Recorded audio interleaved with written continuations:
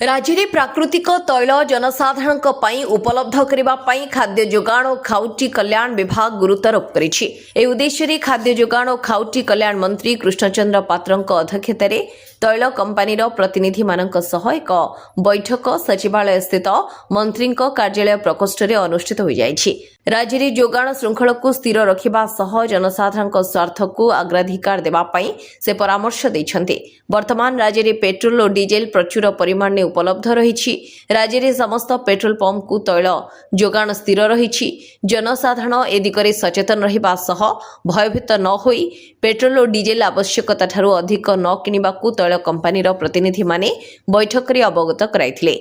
राज्य में तेल जोगाण स्वाभाविक थिबा बेले केतेक स्थान में पेट्रोल पंप रे तेल अभाव खबर प्रति विशेष गुरुत्व देवा सह ए समस्यार त्वरित समाधान करने निमंते पदक्षेप ग्रहण करने नहीं प्रतिनिधि माने प्रतिश्रुति देथिले। एही अवसर में इंडियन ऑयल राज्य मुख्य कमल सील, एचपीसीएल आशीष पांडे, बीपीसीएल दीपक अग्रवाल समेत विभागीय अधिकारी प्रमुख उपस्थित थिले। ब्यूरो रिपोर्ट विचित्र दुनिया।